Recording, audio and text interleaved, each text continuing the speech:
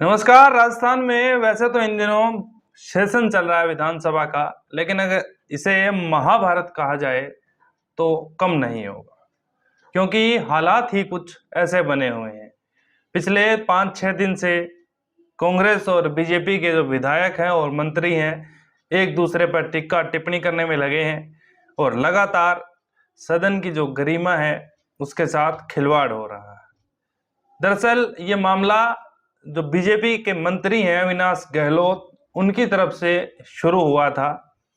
सदन के अंदर जब बजट सेशन को लेकर चर्चा हो रही थी और कुछ सवाल पूछे गए तो किसी योजना को लेकर अविनाश गहलोत ने देश की पूर्व प्रधानमंत्री इंदिरा गांधी को लेकर कुछ शब्द बोल दिए।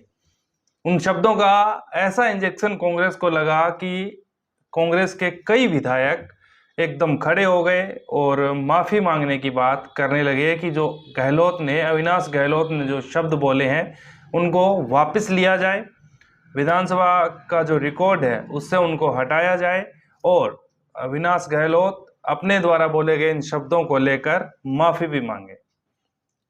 क्योंकि बीजेपी सत्ता में है और अविनाश गहलोत मंत्री हैं, ऐसे में उनको लगा कि उन्होंने जो बोला है वो बिल्कुल ठीक बोला है।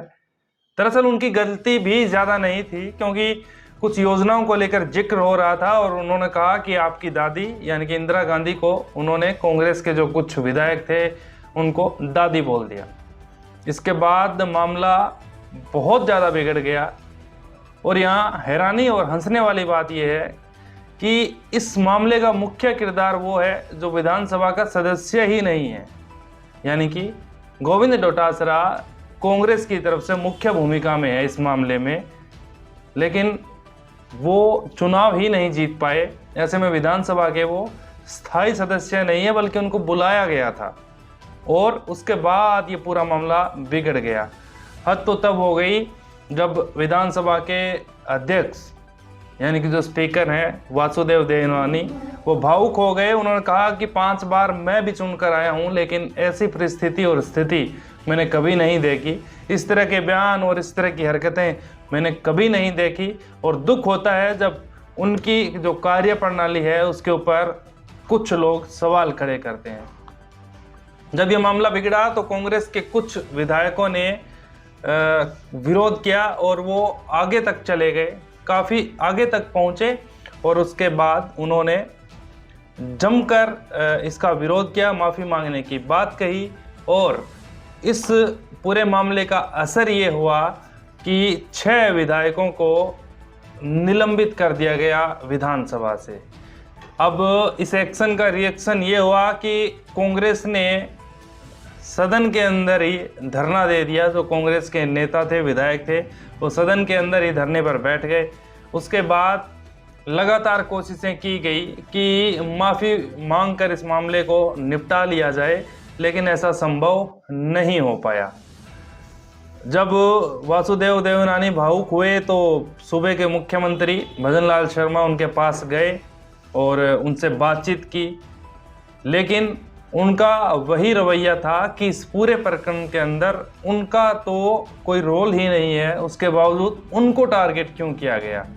अब इस मामले में कुछ चीज़ें जो हुई हैं वो मैं आपको बताता हूँ। 6 विधायकों को इसमें सस्पेंड किया गया। ये वो विधायक थे जो आगे तक पहुँचे थे, यानी कि जहाँ पर वासुदेव देवनानी बैठते हैं, विधानसभा स्पीकर की जो कुर्सी होती है, वहाँ तक वो आगे चले गए थे और काफ़ी शोर शराबा किया था, विरोध किया था और उसके बाद ये कार्रवाई की गई और इनको 6 विधायकों को सस्पेंड किया गया।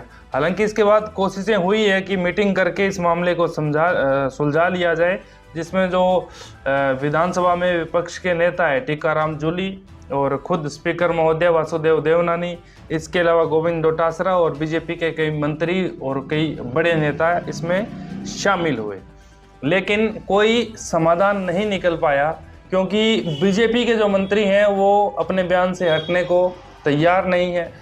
कांग्रेस ने जो उस एक्शन पर रिएक्शन किया, कांग्रेस उसको गलत नहीं मान रही है। कांग्रेस को ये लगता है कि हमारे खिलाफ ही गलत बोला गया, हमारे पार्टी की जो बड़ी नेता देश की प्रधानमंत्री रही उनके खिलाफ गलत बोला गया और हमें ही निलंबित किया गया है। तो ये हमारे हक का फैसला या हमारे हक की बात नहीं है।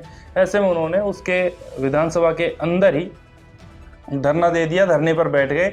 उसके बाद 3-4 दिन ये मामला चलता रहा और अब इस मामले के अंदर राजस्थान के जो पूर्व सीएम हैं अशोक गहलोत, उनकी भी एंट्री हुई है, सचिन पायलट उनकी भी एंट्री हुई है, गोविंद डोटासरा तो शुरू से ही मुख्य भूमिका में है, और कुछ और बड़े चेहरे कांग्रेस की तरफ से इन्होंने सदन के बाहर धरना दिया है और सरकार की काफ़ी इसमें किरकिरी हुई है, सरकार के खिलाफ सवाल उठाए हैं। तमाम जिला मुख्यालय पर प्रदर्शन करने की कार्यकर्ताओं को हिदायत दी गई है कि सब लोग बीजेपी के खिलाफ ये जो सदन के अंदर हो रहा है इसको लेकर प्रदर्शन करें। लेकिन कुल मिलाकर जब कोई सेशन होता है किसी भी सूबे में, चाहे लोकसभा का हो, राज्यसभा का हो या फिर किसी भी प्रदेश के अंदर जब कोई विधानसभा का सेशन होता है तो वो सेशन इसलिए होता है कि अलग अलग क्षेत्रों से आए हुए, चुनकर आए हुए विधायक महोदय अपने क्षेत्र की जो मांगे हैं और जो ज़रूरी चीज़ें हैं, जो समस्याएं हैं, उनको वो उठाएंगे और उनका समाधान वो फिर वहाँ सरकार के जो मंत्री हैं उनसे मांगेंगे। लेकिन जब इस तरह की चीज़ें होती है और सदन की जो कार्यवाही है वो चल नहीं पाती है तो उन लोगों की उम्मीदें तो दबती ही हैं और जो जायज़ मांगे हैं वो भी सरकार तक नहीं पहुंच पाती, जिस वजह से विकास कार्य भी रुकते हैं।